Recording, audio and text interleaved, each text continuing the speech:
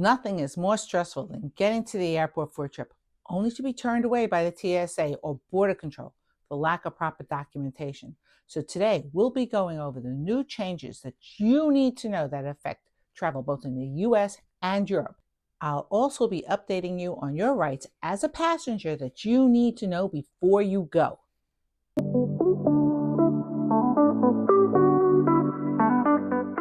So there are 8 big changes that are new in 2025 that you need to know. Now I'm going to be throwing a lot of information at you, so you might want to bookmark this video for future reference.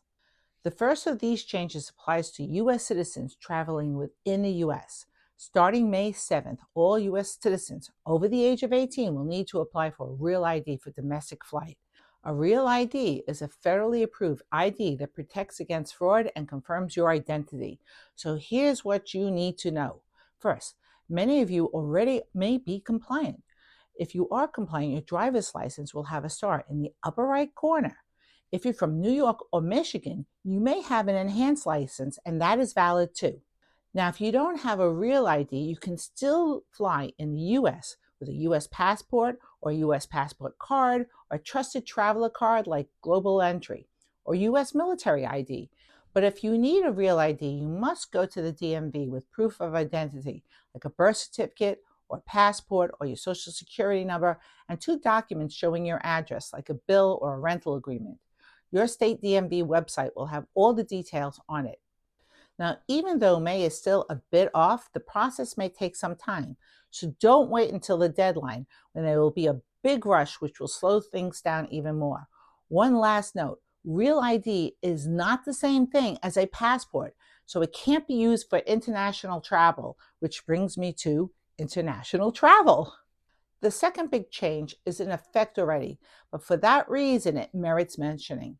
If you are planning to go to the UK as of January 8th, you need an ETA or electronic travel authorization.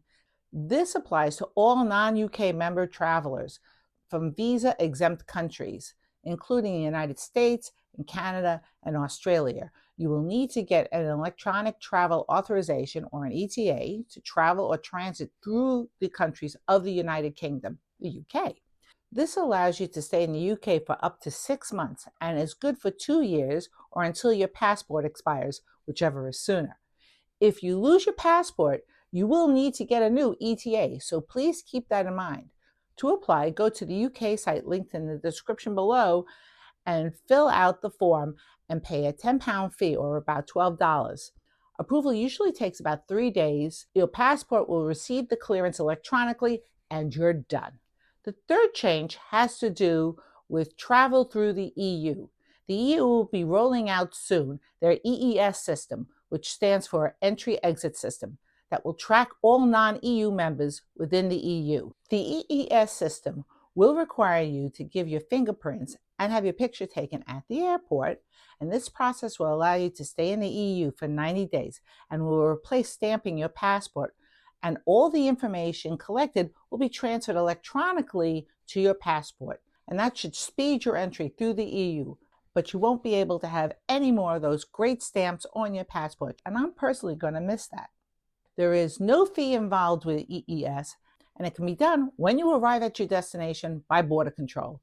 I must point out that you're going to need this for all of the EU. Now, as of the date of this video, it has not rolled out yet, but it's expected to roll out sometime within 2025. Only to confuse you even more, within 6 months of the startup of EES, ETIAS will start in Europe. ETIAS, which stands for European Travel Information and Authorization System, is expected to roll out. ETIAS is applicable to the 29 countries that make up the Schengen zone. The Schengen zone, easy for me to say, is not all of the EU, but these countries here that are part of a different economic and political system than the EU, but it is within the EU. The countries that make up the Schengen zone will require non-visa countries like the US, Canada, and Australia to register with ETIAS. This system will be able to track people coming in and out of these countries and will help security fast track you going through the border crossings, including airports and train stations. and any place that requires a passport. The process is quite simple. You need to go to the ETIAS website, fill out the information, and pay €7, which is about $7. It's free if you're under 18 and over 70, and your approval should only take a few minutes. This bears repeating. As of now, EES and ETIAS has not rolled out, but if you're planning to travel to these areas, you should stay informed. Now, one last word about U.S. passports. If you're planning on traveling, check your expiration date on your passport. Foreign countries can turn you away if your passport is within 6 months of expiration. The good news is that you can finally renew your passport online. It's been a long time coming for this, but like anything else, it has to do with government agencies. So you have to make sure that you leave yourself enough time to renew your passport, as it can take now 8 weeks and longer during peak periods of travel. Also, only certain people can apply for this. You must be over 25, have a passport that is at least a 10-year passport. You must be up for renewal within the year, and you can't be changing your name or birth information. Your passport must be a regular tourist passport, and it can't be an official one. You must live in the United States currently and not abroad. And finally, you must be in possession of your passport, and it can't be lost or damaged. I'll be leaving a link for the online renewal where they will walk you through the process. I did it last year, and it was so easy to do. So here's some great news for travelers. For any one of us who has dealt with the frustration of a flight being delayed or canceled, only to have to fight it out with the airline, either online or on the phone, you're going to love this new rule from the U.S. Department of Transportation. If your flight has either been changed or delayed for up to 3 hours domestically or 6 hours for international flight, or if they changed your airport or they added a connection, the airlines must pay you a cash refund, and they must do this immediately. That means literally in cash by your original method of payment at the airline's desk. They even have to pay you if there's a delay or cancellation due to weather, which is a huge game changer. You should know that you are only entitled to a refund if you canceled your flight. If you rebook or take another flight or a travel voucher, you'll forfeit your refund. Also, be aware that if you are offered a voucher, you are allowed to ask for a refund to your original form of payment instead.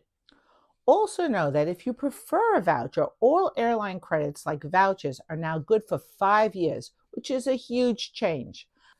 What I'm going to call the passenger's bill of rights is a huge change, because in the past it has been confusing about what my rights were, and these make our rights clear. Now, if you have any horror stories of delayed flights that you want to share after hundreds of flights, I know that I do, or if you have any questions about anything I discussed in this video, drop them in the comment section down below too.